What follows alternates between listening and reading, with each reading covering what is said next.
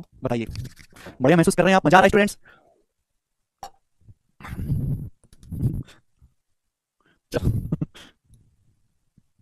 तो मैंने कल आपको पढ़ाया था साइन रूल और कोसाइन रूल, ठीक है भाई, और आज मुझे करवाने हैं कोसाइन रूल के बेस सवाल, ठीक है भाई, और आगे की थ्योरम्स। ठीक है स्टूडेंट्स, क्या पढ़ने के लिए तैयार हैं? आप बोलोगे हाँ जी सर एकदम तैयार है। तो कोसाइन रूल बेटा फॉर्मूले सामने रखा करो, कॉपी, आप फॉर्मूले याद करके नहीं आते हो और आप पूछते हो कैसे आया, तो फॉर्मूले की कॉपी सामने खोल के रखा करो। कल मैंने आपको कोसाइन रूल के फॉर्मूले अच्छे से समझाए, प्रूफ की कोई जरूरत नहीं है, और आज हम केवल उस पर बेस सवाल करेंगे फटाफट फटाफट तेजी से। सवाल नंबर 15 ये 15 नंबर सवाल जो है 2021 और 22 में कम से कम 10 बार आ चुका है, अलग अलग पेपर में, अलग अलग डाटा के साथ। जी मेरे प्यारे भाई, अब कैसे करेंगे सवाल को देखो। ट्राइंगल एल एम एन में एल एम 8 रूट 2 है, एल एम 17 है, angle L M N 135 degree है, आपसे एम एन की लंबाई पूछी है, एम एन की लंबाई आपसे पूछी है। तो बच्चों आपके सामने इस तरीके से ट्राइंगल बनाते हैं, ये इस तरीके से मेरे प्यारे हम आपके सामने ट्राइंगल बनाते हैं। ओके, ढंग से समझिएगा मेरे दोस्तों सवाल को। तो मैंने आपके सामने ट्राइंगल बनाया मेरे प्यारे भाई, एल एम एन, ये बना दिया मैंने आपके सामने ट्राइंगल एल एम एन। ऐसे क्यों बनाया? क्योंकि ऑब्टूस एंगल ट्राइंगल है, इसमें ये वाला एंगल एल एम एन ये 135 डिग्री का है। कितने डिग्री का एंगल है? 135 डिग्री का एंगल है। सवाल में बोला है एल एम की लंबाई 8 रूट 2, ये साइड आपकी 8 रूट 2 दी है, एल एन आपका 17 है, साइड एल एन की लंबाई 17 दी है, और आपसे पूछा है एम एन, एम एन की लंबाई आपसे पूछी है। करो स्टूडेंट्स, ये सवाल है एम एन की लंबाई, करिए भाई साहब। मैंने आपको कंसेप्ट बता दिया था, अगर आप में थोड़ी सी भी शर्म आया होती आप, ठीक है, तो आप इन सवालों को खुद से भी करके करने की कोशिश करते, वो कंसेप्ट आपको पढ़ा दिया है। अधिक कोण त्रिभुज है एल एम एन, जिसमें ये एंगल 135 डिग्री का है, दो भुजाएं आपको दी हैं, एक 8 रूट 2 और एक आपकी है 17, और आपसे तीसरी भुजा पूछी है एम एन। अब इस सवाल को करने के दो तरीके हैं। एक तो तरीका है कोसाइन रूल, मैंने आपको क्या सिखाया है, अगर किसी सवाल में एक एंगल दिया, एक एंगल, दो साइड दी हैं, तो तीसरी साइड पता करने के लिए हम लोग क्या करेंगे, तीसरी साइड पता करने के लिए मेरे प्यारे भाई हम लोग यहाँ पर कोसाइन रूल का इस्तेमाल करेंगे। ये एंगल 135 डिग्री दिया है, आप इसमें कोसाइन रूल लगाओ, आप इसको एक्स मानो कि माना ये भुजा एक्स है, कोसाइन रूल लगाओ, आंसर आ जाएगा। या खुद से करना समझदार है।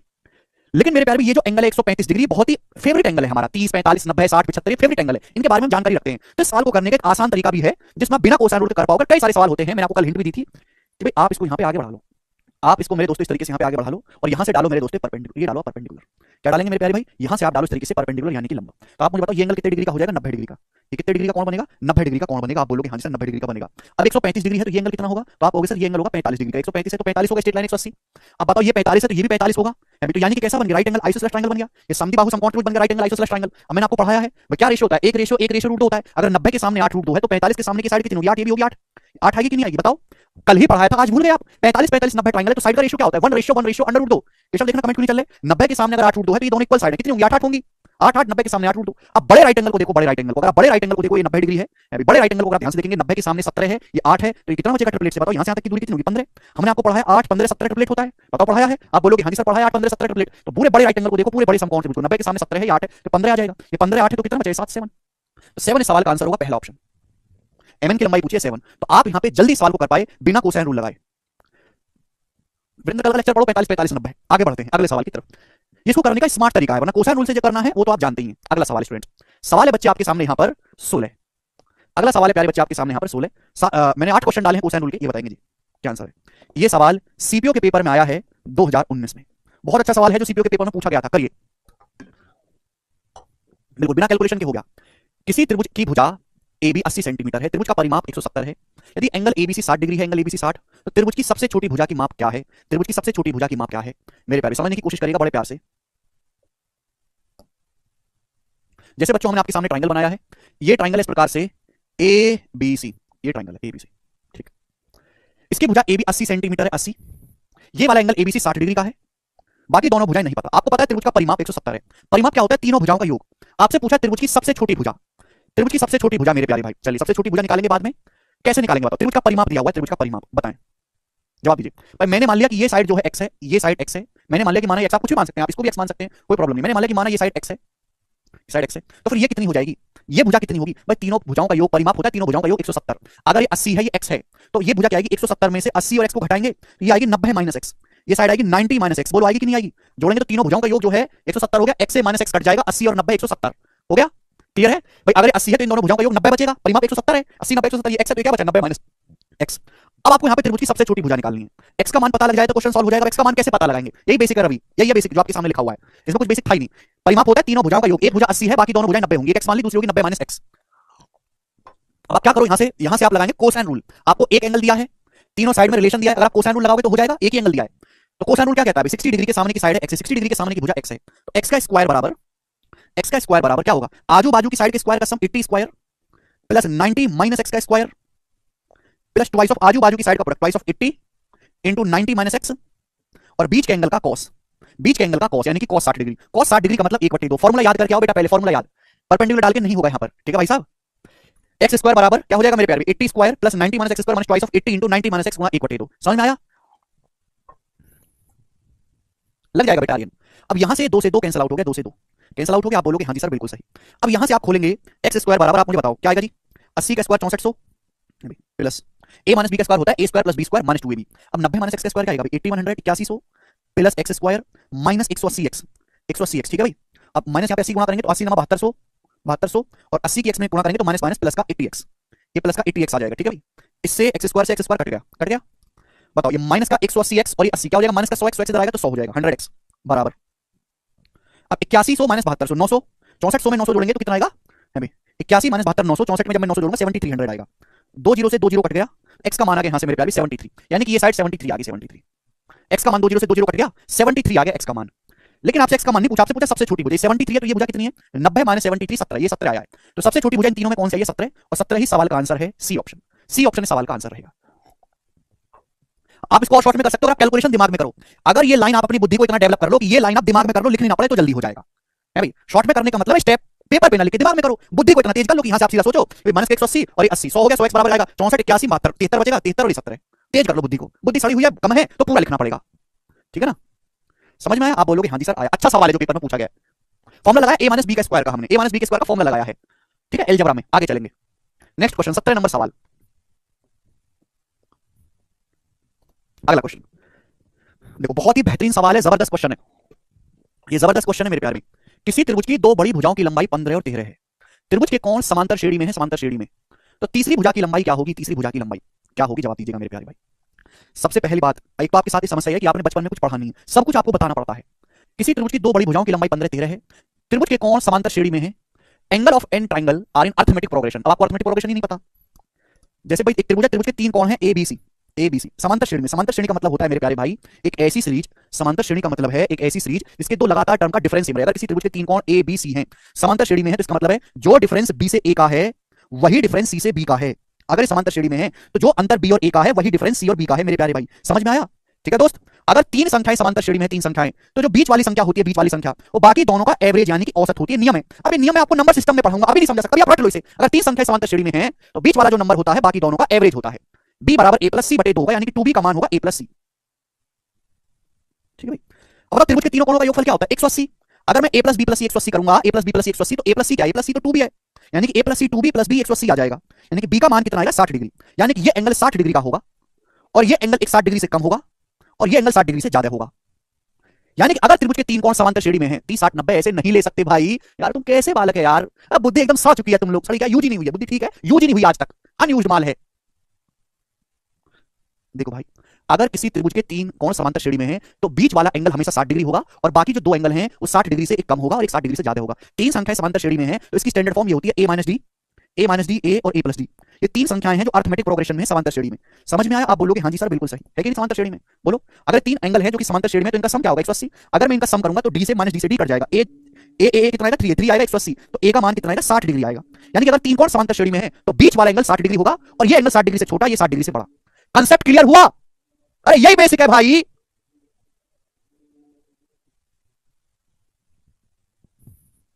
अरे भाई तुम काहे नहीं सुनते हो यार।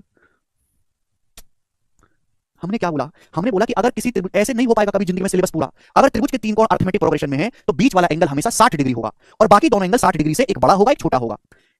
एक 60 बीच वाला एंगल हमेशा 60 डिग्री होगा, एक कोण 60 डिग्री से छोटा और दूसरा कोण 60 डिग्री से उतना ही बड़ा होगा मेरे प्यारे। लेकिन ये गारंटी है कि बीच वाला एंगल हमेशा 60 डिग्री होगा। अब आगे चलते हैं। देखो दोस्त, अब यहां बोला है एक त्रिभुज की दो बड़ी भुजाओं की लंबाई 15 13 है। तीसरी भुजा बताओ। देखो मैंने आपको बताया है कि ट्रायंगल में सबसे बड़े एंगल के सामने की भुजा सबसे बड़ी और सबसे छोटे एंगल के सामने की भुजा सबसे छोटी होती है। अब बोला है किसी त्रिभुज की दो बड़ी भुजाएं 15 और 13 हैं। देखो त्रिभुज में तीन भुजाएं होती हैं, तीन भुजाएं। अब तीन भुजाओं में से जो दो सबसे बड़ी भुजाएं उनकी लंबाई दे रखी है। आपको तीसरी भुजा पूछी, यानी कि तीसरी भुजा है स्मॉलेस्ट।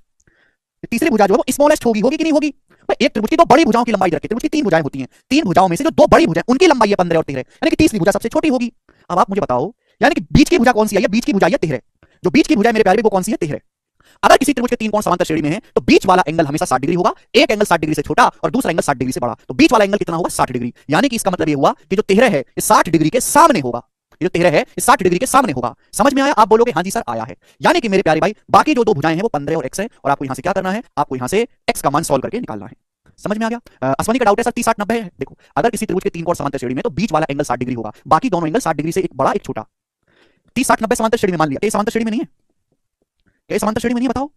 यहां भी तो तीनों का सम 180 है, ये 60 है, 60 से 3 कम है, 60 से 3 ज्यादा है, ये तो समांतर श्रेणी में देखो 3 3 का गैप है। मैं ये कहना चाहता हूं कि अगर त्रिभुज के तीन कोण समांतर श्रेणी में तो बीच वाला एंगल 60 डिग्री होगा और एक एंगल 60 डिग्री से छोटा और दूसरा एंगल 60 डिग्री से बड़ा। 30 60 90 नहीं है, समझ में आई बात? ओके, तो बीच वाला एंगल 60 डिग्री होगा। त्रिभुज की दो बड़ी भुजाएं आपको दे रखी हैं, तीसरी भुजा स्मॉलेस्ट है, तो ये जो 13 है बीच की भुजा है, सबसे बड़ी सामने की भुजा सबसे बड़ी, सबसे छोटी के सामने की भुजा सबसे छोटी, तो 60 डिग्री बीच का एंगल है, तो उसके सामने की भुजा 13 होनी चाहिए, 13 बीच की भुजा है। क्लियर है? आप बोलो। तो ये बहुत गहरी बातें हैं, बिल्कुल बेसिक बेसिक बातें हैं, यहां तक आपको सोचना। अब इसके आगे क्या लगेगा? Cosine rule.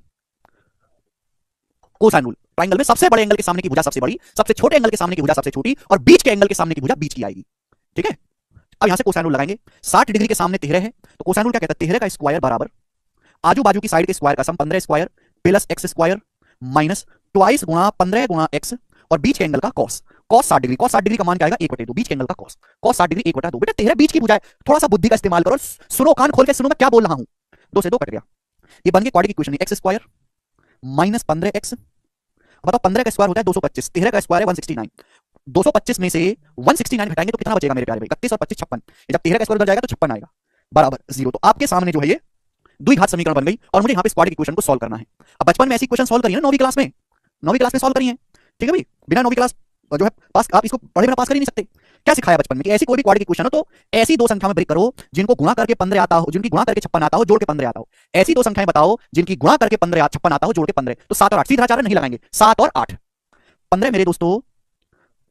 ऐसी दो संख्या जिनको जोड़ के 15 आता हो, गुणा करके 56, 7 और 8। तो 15 को आप ऐसे लिख सकते हो 7x और 8x, minus 7x minus 8x plus 56 बराबर 0। आप बोलोगे हाँ जी सर।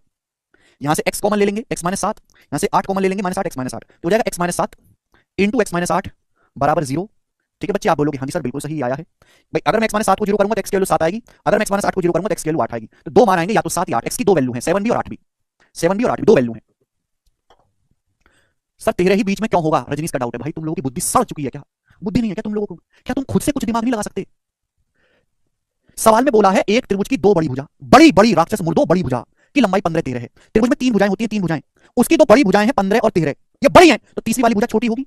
तीसरी वाली भुजा सबसे छोटी बची, दो बड़ी भुजा दे दी तो तीसरी भुजा, तीन भाई हो तुम, दो बड़े भाई को गोली मार दी तो सबसे छोटा भाई बचेगा कि नहीं बचेगा? बचेगा कि नहीं? राक्षस कहीं के, सबसे छोटी है, ये बड़ी है सबसे, 13 से तो बड़ा ही होता है 15, ये भुजा बीच की बची कि नहीं बची? इतनी बुद्धि अगर तुम्हें नहीं है तो तैयारी छोड़ दो, भीख मांगना शुरू कर दो यार, ठेला लगा लो किसी चीज का, बस की नहीं है तुम्हारे।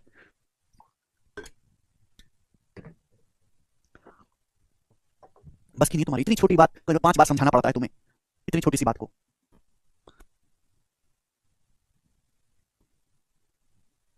आप स्किप कर दो डी, अगर आपको क्वेश्चन हार्ड लग रहा है तो आप इसको स्किप कर दो। आसान आसान, देखो मैंने आसान भी तो कराया, तो प्रीवियस सवाल है, आप आसान करो। जो ये भी प्रीवियस सवाल है सीपीयू का, इनको स्किप कर दो। जिस बच्चों को केवल आसान पढ़ना है तो मुश्किल सवाल को छोड़ दिया करो भाई, स्किप कर दो, लेक्चर बंद करके बैठ जाया करो थोड़ी देर, जैसी आसान चीज है वो देख ली। आगे चलेंगे, नेक्स्ट क्वेश्चन 18 नंबर सवाल। अब कोसाइन रूल से पेपर में आसान सवाल नहीं आता है, आसान सवाल एक ही बनता है जो मैंने कल बता दिया। डायरेक्ट कर सकते हैं नितेश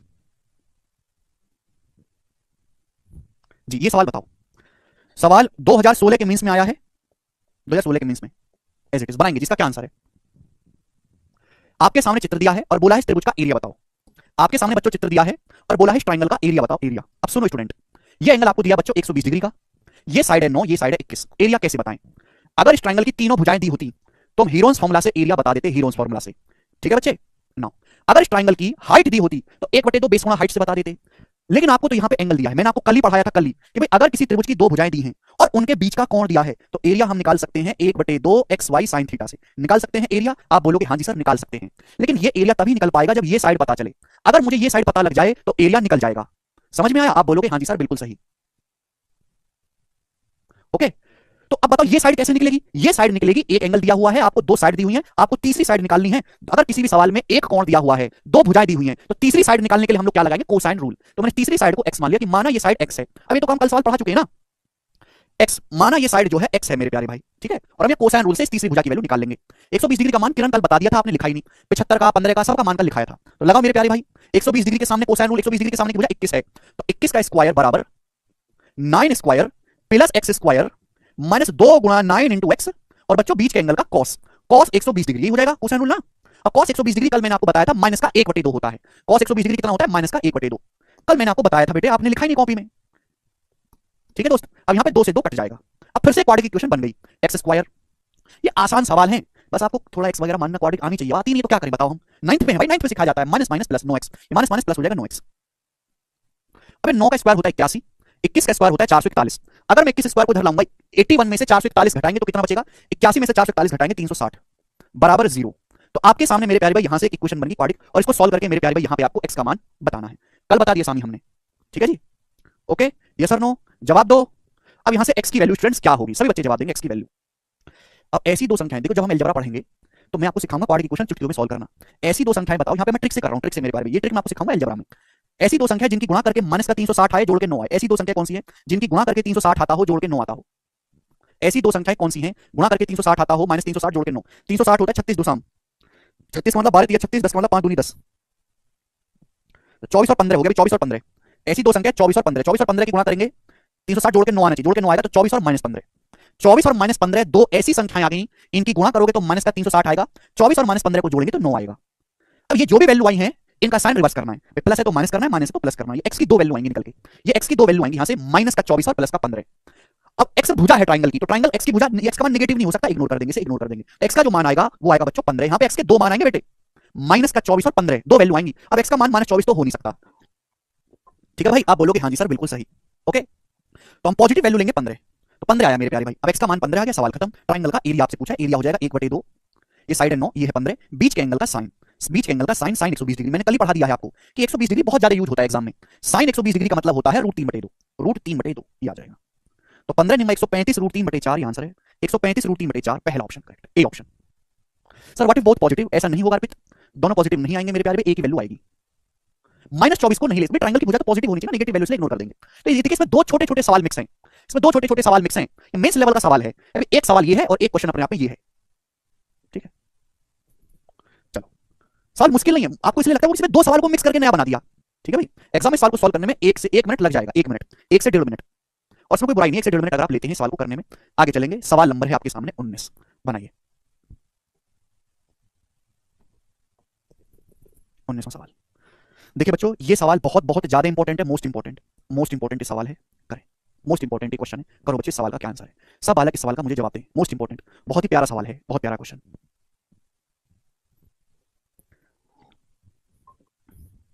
करिए।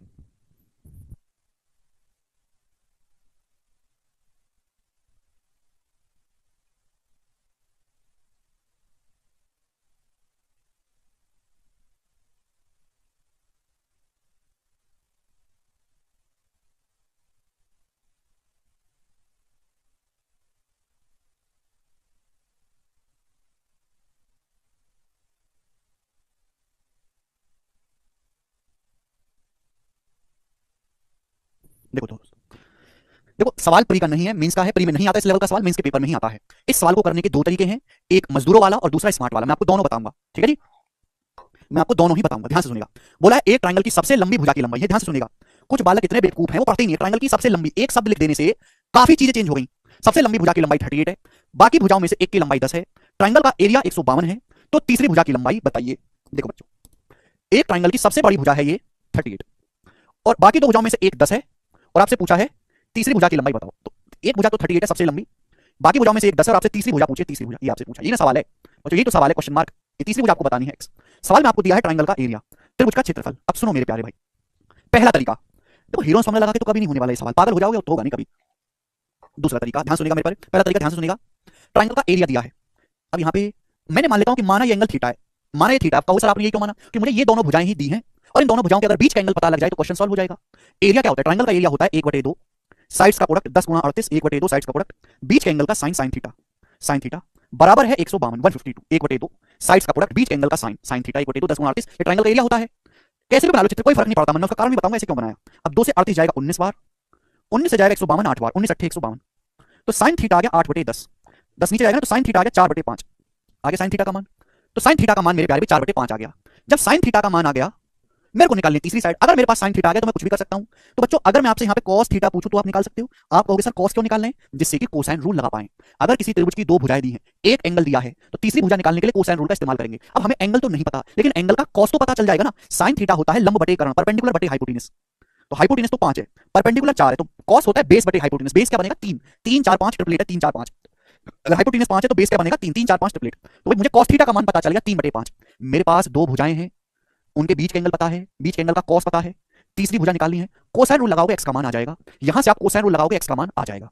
ये हुआ इस सवाल को करने का। कोसाइन रूल खुद से लगाना मैं आपको 5 सवालों में लगा के बता चुका हूं, 5 सवालों में आंसर आ जाएगा। इसको करने का पहला तरीका है, लेंथी तरीका है, मजदूरों वाला, लेकिन हर बच्चा ये सोच सकता है।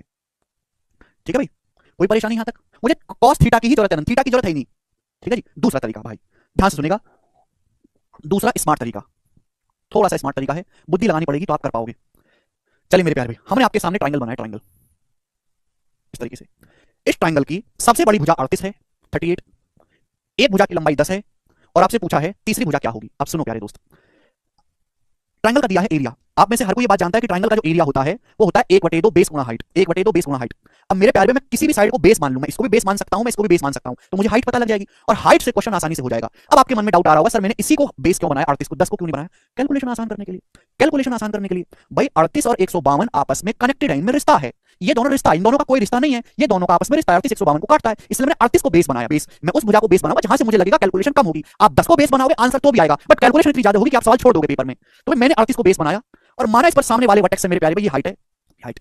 अब इस हाइट की लंबाई आपको निकालनी है, तो ट्राइंगल का एरिया होता है 1/2 आधार गुणा ऊंचाई। आधार 38 है, हाइट आपको निकालनी है बेस 38 पर, एरिया 152 है।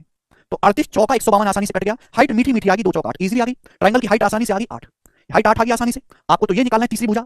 हम जो भी काम, देखो केवल सवाल सॉल्व करने से कुछ नहीं होगा, सवाल जल्दी सॉल्व करना है, कम कैलकुलेशन में करना है, जल्दी आंसर लाना है, तो खुद एक्स्ट्रा सोचना पड़ेगा। अब मजदूरों की तरह करते रहो आंसर तो आएगा ही, लेकिन उसका फायदा क्या कि एक जहां तुम एक सवाल कर रहे हो अगला आदमी 4 सवाल कर रहा है, और अगले लड़के ने 95 सवाल अटेम्प्ट करे, आपको पूरा पेपर आता है, आपके 70 ही हो पाए, नौकरी लगेगी तुम्हारी। उस बात का फायदा क्या है कि आपके बराबर वाले बालक ने 33 करके 95 सही कर लिए, 95 अटेम्प्ट, आपको भी पूरा पेपर आता है, लेकिन आपकी स्पीड इतनी बेकार है कि आप मजदूरों के तरीके से करते हो और आपके 70 ही हुए। 70 पे तो आजकल कट ऑफ भी क्लियर नहीं होती, नौकरी तो दूर की बात है। समझ में आई बात? तो भाई हम जो भी बहुत सारी चीजें ऐसी करनी पड़ती हैं जो केवल कैलकुलेशन को कम करने के लिए होती हैं, और ये चीजें कब आएंगी जब आप प्रैक्टिस करोगे, थोड़ा कॉमन सेंस का इस्तेमाल करोगे, कॉमन सेंस का। ठीक है भाई, तो ये हाइट आ गई 8। अब मुझे निकालना है तीसरी साइड, बताओ। अब 90 के सामने 10 से 8 है तो कितना आ जाएगा? 6 आ जाएगा, 6 आ गया। 6 8 10 ट्रिपलेट है, 3 4 5 का दुगुना, 3 4 5 का दुगुना क्या होता है? 6 8 10 ट्रिपलेट लगे 6, तो बताओ बच्चों ये कितना आएगा? 32।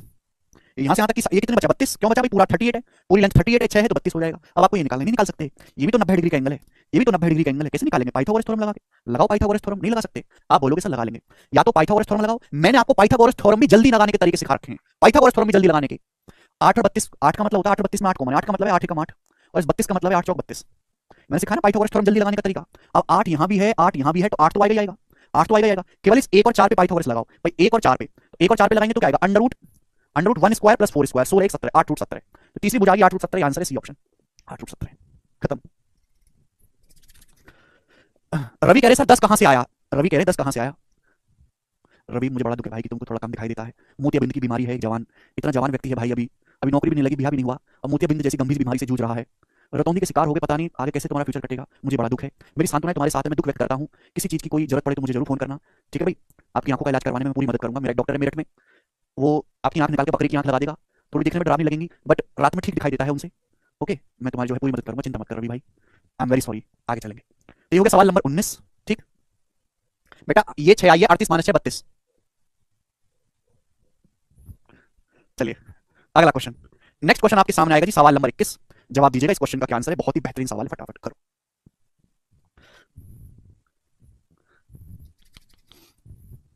प्रणव कब बोला हमने? हाइट बाइसेक्ट नहीं करती बेटा, मीडियन करती है भुजा को, मीडियन माध्यिका करती है भाई।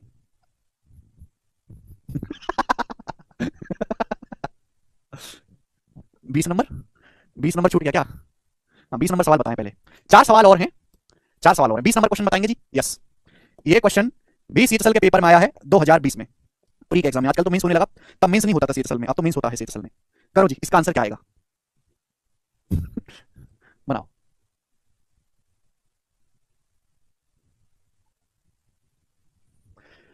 एक ट्रायंगल की भुजाएं k square plus k plus 1, 2k plus 1 और k स्क्वायर माइनस 1 है, ट्रायंगल का सबसे बड़े कोण का मान बताएं। बहुत अच्छा सवाल। एक त्रिभुज की भुजाएं k square plus k plus 1, 2k plus 1 और k स्क्वायर माइनस 1 है, ट्रायंगल का सबसे बड़े कोण का मान बताइए। अब देखो मेरे प्यारे भाई, सवाल में कुछ भी नहीं है, सवाल बहुत ही ज्यादा आसान और सरल है। कैसे करेंगे? अब यहाँ पे जो साइड है वो वेरिएबल में दी हुई है, वेरिएबल में 90 डिग्री, 90 डिग्री नहीं है बेटा, ट्रिपलेट थोड़ा ना है, मैं तो पढ़ा नहीं आपको ये ट्रिपलेट, 90 नहीं है। हाँ, अगर ये पूछा होता कि एक त्रिभुज की भुजाएं a square minus b square 2ab और a square plus b square है, बताओ ट्रायंगल कैसा है, तो आप तुरंत कहते राइट एंगल ट्रायंगल है, सबसे बड़ा कोण 90 है। यहाँ पे कोई ट्रिपलेट थोड़ा, मैंने पढ़ा है थोड़ा ना भाई, भाई ये तो कुछ और ही है।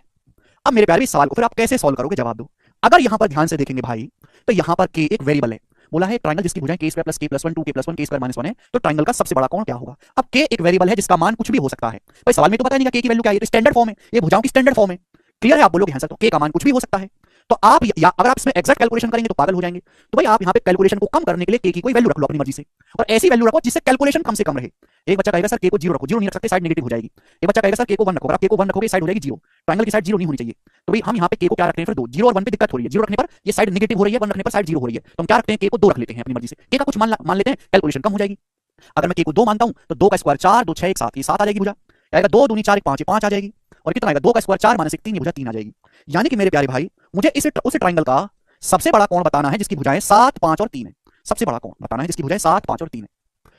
अब सबसे बड़ा कोण क्या होगा, मैंने आपको बताया ट्रायंगल में सबसे बड़े एंगल, सबसे बड़ी भुजा के सामने का कोण सबसे बड़ा होता है। सबसे बड़ी भुजा ये है 7, तो इसके सामने का ये वाला जो एंगल है सबसे बड़ा होगा थीटा। यानी कि मुझे इस सवाल में ये वाला एंगल थीटा निकालना है। अब बताओ कैसे निकालेंगे, कल ही बताया था मैंने आपको। अगर ट्रायंगल की तीनों साइड दी हुई हैं तो भाई एंगल कैसे निकालेंगे, कोसाइन रूल का इस्तेमाल करके, बताया था कल। बोलो, यहां से तीनों भुजाएं दी, कॉस थीटा क्या आएगा, जवाब दो।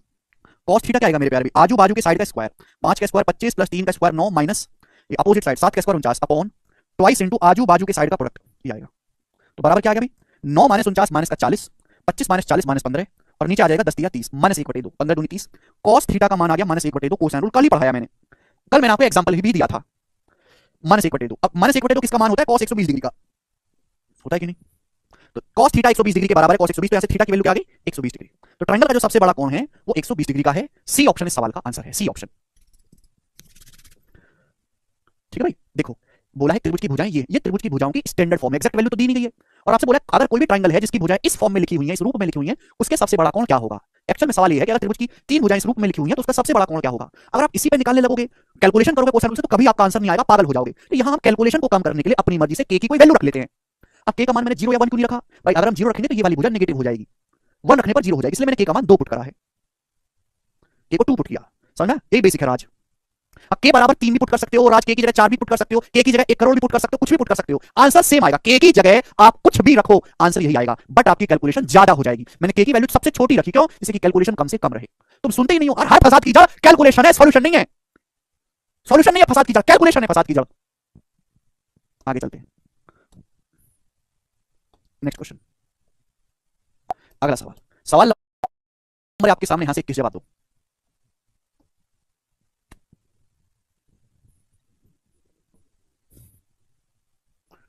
नहीं Nikhil,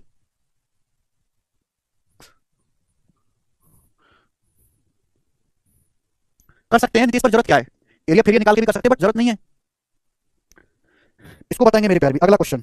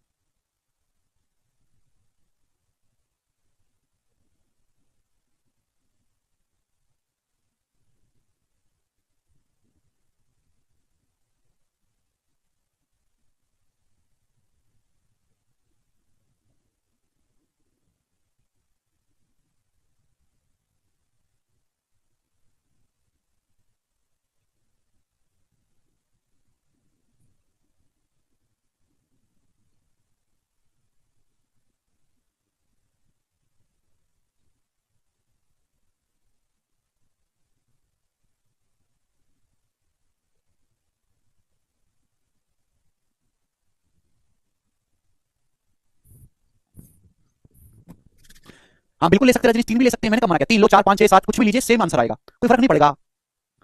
this question is very very भयंकर, अब तक का सबसे अच्छा सवाल है, बनाएंगे भाई। 3 क्वेश्चन और हैं इस पे, और फिर उसके बाद ये खत्म हो जाएगा, अगली कांसेप्ट आपको पढ़ाएंगे। आपके सामने चित्र दिया गया है, बोला ABCD एक स्क्वायर है, स्क्वायर जिसकी भुजा 3 है, एक दूसरा स्क्वायर बनाया गया जिसकी भुजा है 5। ये दोनों स्क्वायर है, स्क्वायर की 4 भुजा बराबर होती है, इसकी भुजा 3 है, इसकी 5 है भाई। भुजा BE पर बनाया गया है, ट्रायंगल BCE में ये जो ट्रायंगल है, ये वाला एंगल समकोण है, BCE 90 डिग्री है। तो आपसे पूछा है CN, C से N तक की लंबाई पूछी है आपसे, करो जी, C से N तक की लंबाई। कौन करेगा जल्दी से, सवाल का आंसर मेरे को तो करके बताओ, फटाफट करके बताएंगे। मैं इसको बड़ा कर दूं, मैं इस डायग्राम को बड़ा कर देता हूं पहले, ठीक है भाई। यहां पर 2 स्क्वायर हैं भाई, 2 स्क्वायर, है में, ये स्क्वायर है। अब ये 3 है, ये 5 है मेरे प्यारे भाई। अब आपसे पूछा है सी एन, अब इस स्क्वायर की साइड 5 है तो ये भी तो 5 होगा, ये 5 है, ये 5 है, ये भी 5 होगा, ये भी 5 होगा, ये भी 5 होगा, चार भुजाएं बराबर होंगी। आप बोलोगे हाँ जी सर। अब ये 90 डिग्री बोला है सवाल में कि एंगल 90 डिग्री का है। अब 90 के सामने 5 है, 3 है तो कितना आ जाएगा, 4 आ जाएगा, 4। वैसे तो इस सवाल को करने के दो तरीके हैं, बट एक तरीका अभी नहीं समझ आएगा आपको, बाद में आएगा, बाद में पढ़ेंगे वो। 4 समझ में आया, क्लियर है? आप बोलोगे हाँ जी सर। अब सुनो, मुझे निकालना है सीएन। अब बताओ सीएन कौन से ट्रायंगल में आता है, सीएन किस ट्रायंगल में आता है? मुझे ये लेंथ निकालनी यहां से यहां तक, ये सीएन। आप हमें बताओ ये सीएन आ किस ट्रायंगल में रहा है बाबूजी, आ किस ट्रायंगल में रहा है? तो आप कहोगे सर ट्रायंगल बीसीएन में, ट्रायंगल बीसीएन में आ रहा है। तो मेरे को कैलकुलेशन करनी भाई साहब ट्रायंगल बीसीएन में, मुझे ट्रायंगल बीसीएन में काम करना है, ठीक। अब इस ट्रायंगल में दो साइड दी हुई है, एक 3 एक 5, और तीसरी साइड पूछी है, ये तो है बेटा, एक साइड दी है 3 और एक 5, तीसरी साइड पूछी है, कैसे पता लगे भाई साहब? अगर ये एंगल मुझे पता लग जाए, ये वाला एंगल, तो क्वेश्चन सॉल्व हो जाएगा। अगर ये कोण पता लग जाए, दो साइड दी है 3 5, तीसरी साइड पूछी है, अगर ये कोण पता लग जाए तो क्वेश्चन सॉल्व हो जाएगा। यही तो फिर अभी तक तो कुछ बताया नहीं बेटा, स्क्वायर की चारों साइड बराबर है, 5 है तो भी 5 हो जाएगा, ये 90 दिया है, 3 है 5 4 ट्रिपलेट लगे 3 4 5। अगर ये कोण पता लग जाए तो क्वेश्चन सॉल्व हो जाएगा, हाँ है ना? हाँ है ना बोलते रहो राक्षस। अब स्क्वायर का हर कोण 90 डिग्री होता है, ये 90 डिग्री का है, ये कोण तो 90 डिग्री का है 90 डिग्री का। अब मेरे प्यारे भाई ये कोण मुझे पता करना है, ये वाला एंगल। और वैसे ये एंगल 3 4 5 राइट एंगल है, ये एंगल तो पता नहीं चलेगा मुझे, 30 60 90 है, कुछ और तो नहीं है। तो मैंने मान लिया कि माना ये एंगल थीटा है, माना ये एंगल थीटा है मेरे प्यारे, माना एंगल जो है कितना है थीटा, यस और नो, इसको मैंने थीटा मान लिया। तो मुझे पता करना है पूरा एंगल यहां से यहां तक, पूरा एंगल मुझे पता करना है। अब बताइए पूरा एंगल क्या है? तो आप कहोगे सर पूरा एंगल है cos 90 plus theta, cos 90 degree plus theta, यही आप बोलोगे हाँ जी सर बिल्कुल सही। देखो त्रिकोणमिति आनी चाहिए, जिसको त्रिकोणमिति नहीं आती है बिल्कुल भी, उसको तकलीफ होगी भाई समझ में, पहले बोल देता हूं कि हाँ आपको तकलीफ होगी। अरे बेटा 60 का थोड़ा ना है, 3 4 5 है ये साइड, 30 60 90 ट्रायंगल नहीं है ये। 90 डिग्री है तो चेंज होता है, 90 है तो cos की शक्ल चेंज होती है साइन में, और सेकंड क्वाड्रेंट में cos नेगेटिव होता है minus sin theta, cos 90 plus theta minus sin theta होता है।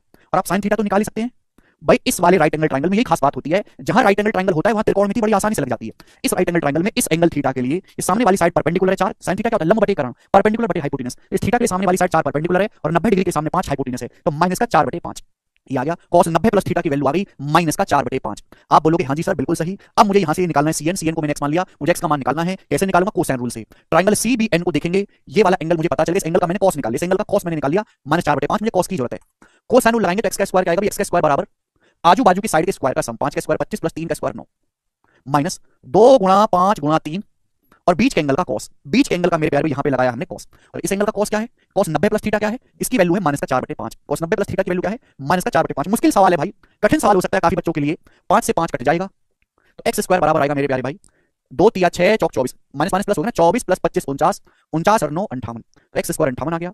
अंडर रूट लेंगे तो एक्स की वैल्यू आ गई √58 सेंटीमीटर, और ये सवाल का आंसर है मेरे प्यारे भाई, जवाब दो सी, ऑप्शन सी।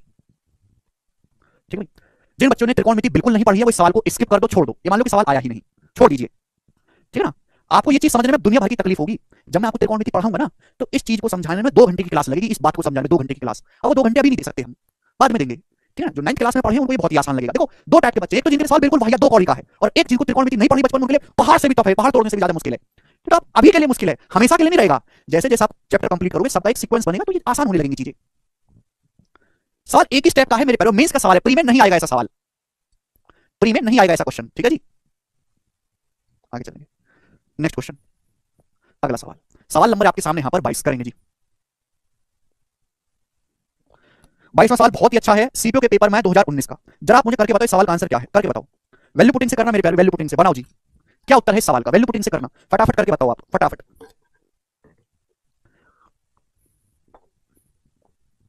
बच्चा पूछा सर एंगल सीबीई 45 नहीं होगा क्या? सीबी 45 क्यों होगा? ये 45 क्यों होगा? मुझे कारण बताओ क्यों होगा, कारण बताओ मुझे क्यों होगा?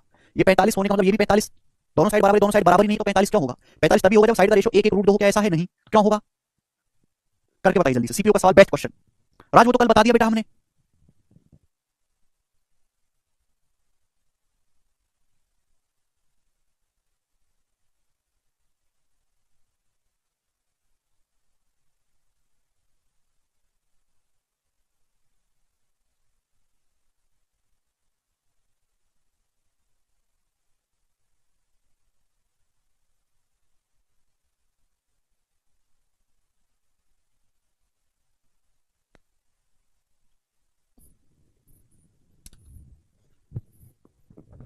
क्योंकि साइन थीटा लंब बटे कर्ण होता है नितिन, परपेंडिकुलर बटे हाइपोटेनस। अरे बोल तो दिया भाई, जिनको त्रिकोणमिति बिल्कुल नहीं आती वो सवाल को छोड़ दो, नहीं है जरूरत इसको करने की, जरूर नहीं कि हर सवाल तुरंत समझा जाए, कुछ चीज कई महीने बाद आती है। जैसे सवाल देखो, एक ट्रायंगल एबीसी में एबीसी है, एसीबी है, सीबीए है, यदि एंगल एंगल बी का दुगना है तो बताओ कौन सा विकल्प सही है? आपके सामने 4 विकल्प है। मैं पहले भी सवाल आपको ऐसे समझाता और बताता आया हूं कि ये क्या है, ये थ्योरम है, ये स्टैंडर्ड थ्योरम है। आप कहोगे सर आपको कैसे पता चला, हमें कैसे पता चलेगा थ्योरम है? ऐसे ट्रायंगल में बस मुंह उठा के ये बताया गया कि एक त्रिभुज बनाओ जिसकी भुजाएं एबीसी हैं और ऐसा त्रिभुज बनाना है जिसमें एंगल ए एंगल बी का दुगना हो। तो बताओ कौन सा रिलेशन सही होगा। इस सवाल में कहीं ये नहीं बताया गया कि एबीसी की लंबाई क्या है, एंगल ए एंगल बी का दुगना है तो एबी की वैल्यू क्या है। यानी कि आप दुनिया में कोई भी ट्रायंगल बना लो, एक कोई भी ट्रायंगल आप दुनिया का बना लो जिसमें एंगल ए एंगल बी का दुगना हो, हर किसी ट्रायंगल में सेम रिजल्ट होगा और मुझे वही बताना है कि इन चारों ऑप्शन में से कौन सा है। तो भाई आप अपनी मर्जी से यहां पर कोई भी वैल्यू ले सकते हो एंगल ए, बस सवाल की शर्त ये है, सवाल की शर्त ये हुई है, ये शर्त गलत नहीं होनी चाहिए, शर्त सेटिस्फाई होनी चाहिए। तो आप अपनी मर्जी से एंगल ए और एंगल बी का मान कुछ भी मान सकते हो, ऐसी वैल्यू मानो जिसकी जानकारी आपको पहले से हो। बताओ, इसकी जानकारी आपको पहले से हो, ऐसी वैल्यू मानो। तो भाई देखो, वैसे तो आप 45 90 भी मान सकते हो, 30 60 भी मान सकते हो। अब मैंने मान लो कि मैंने एंगल बी को 30 डिग्री ले लिया और एंगल ए कितना हो जाएगा 60।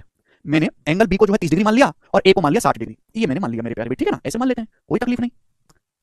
ये बी ए सी तो क्या बन जाएगा मेरे दोस्तों, राइट एंगल ट्रायंगल बन जाएगा। मैंने एंगल बी को जो है 30 डिग्री ले लिया तो एंगल ए कितना हो जाएगा 60। अब वर्टेक्स ए के सामने की साइड स्मॉल है, वर्टेक्स बी के सामने की साइड स्मॉल बी, वर्टेक्स सी के सामने की साइड स्मॉल सी। अब आपको पता है 30 60 90 तो साइड का रेशियो क्या होगा, 30 डिग्री के सामने 1 होगा, 60 डिग्री के सामने √3 होगा, 90 डिग्री के सामने 2 होगा। कल ही पढ़ाया था आपको।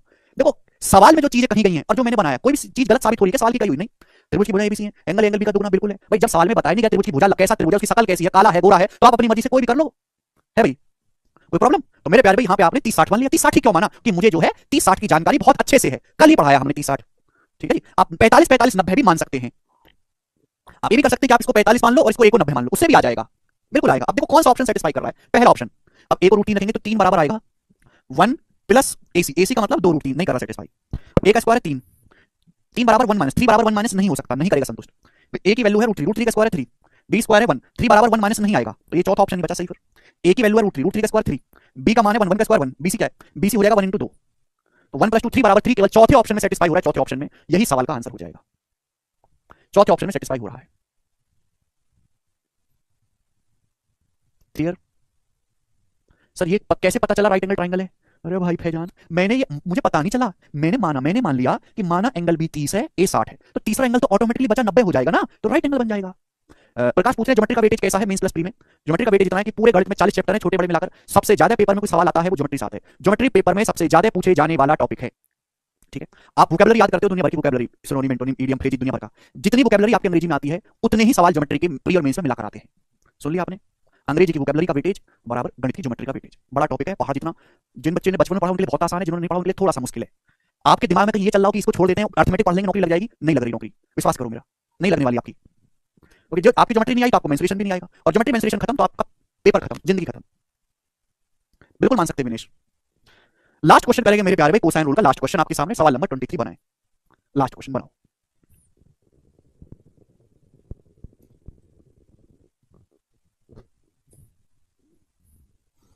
एसएससी जीडी में थोड़ा इतना लेवल हो तो बहुत ही आसान है, और वहां तो अर्थमेटिक ही आता है। हाँ, सीडीएस का अगर आप पेपर दे रहे हैं, आप किसी भी डिफेंस का पेपर देंगे तो उसमें 70% 70 का 80% एडवांस में आता है, 80% एडवांस, अर्थमेटिक पूछता ही नहीं है, जितने भी डिफेंस के पेपर होते हैं।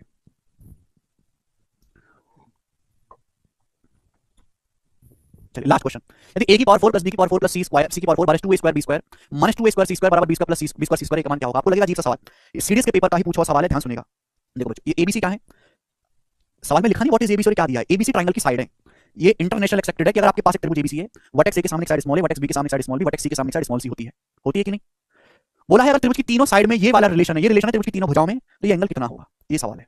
सवाल केवल देखने में मुश्किल है, करने में सबसे आसान है। आपको लग रहा होगा कि सवाल ज्योमेट्री का है, बट ये सवाल है अब अलजेब्रा का, ज्योमेट्री प्लस अलजेब्रा का मिक्स सवाल है। बच्चों आपने अलजेब्रा में जरूर पढ़ा होगा, ये नहीं पढ़ा है तो भैया आप इस सवाल को स्किप कर सकते हैं, अगर आपने नहीं पढ़ा है तो स्किप कर सकते हैं सवाल को। A square plus B square plus c square आपने जरूर पढ़ा होगा, ये बताओ क्या होगा। तो आप कहोगे sir a square plus B square plus c square होता है a square plus B square plus c square plus फिर दो की गुणा, दो की गुणा, देखो तीनों ही पॉजिटिव है, ए बी सी तीनों ही पॉजिटिव है, तो दो की गुणा करेंगे, ट्वाइस ऑफ ए बी की गुणा, फिर ट्वाइस ऑफ बी और सी की गुणा, फिर ट्वाइस ऑफ सी ए की गुणा, ट्वाइस ऑफ सी ए, ये आ गया। ये आपने पढ़ा है, समझ में पढ़ा है कि नहीं, क्लियर है, पढ़ा है आपने।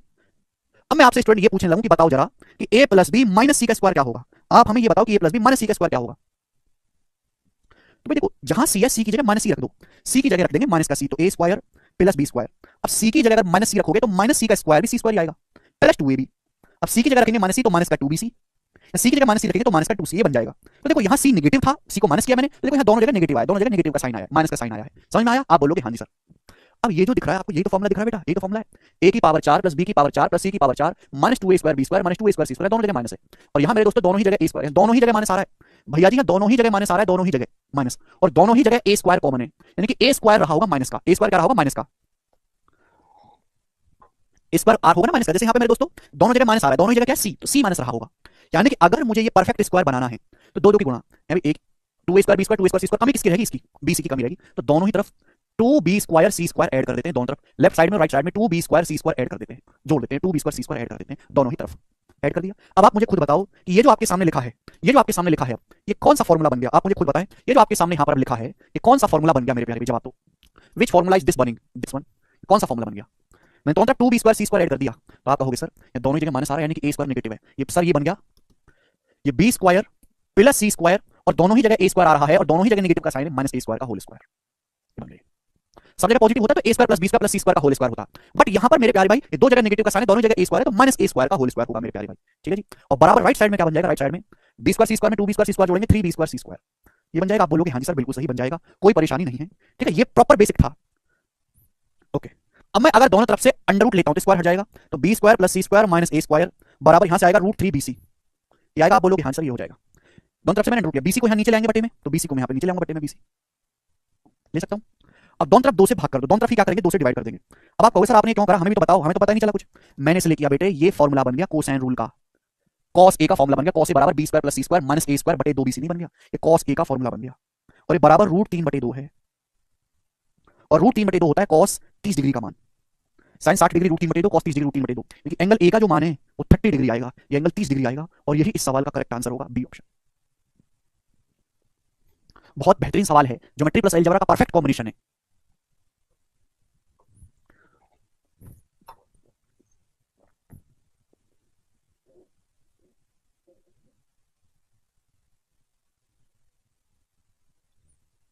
अच्छा सवाल है कि नहीं, जबरदस्त क्वेश्चन है प्यारे भाई। चलो, तो ये क्वेश्चन रूल समाप्त। मुश्किल सवाल थे मेरे प्यारे, आज की क्लास बहुत ही अच्छी थी, है भाई, बेहतरीन बेहतरीन सवाल हुए, कोई परेशानी, बहुत धीरे धीरे मैंने पढ़ाया आपको, आज हम इतना ही छोड़ेंगे, बाकी इसके आगे मैं आपको कल बताऊंगा।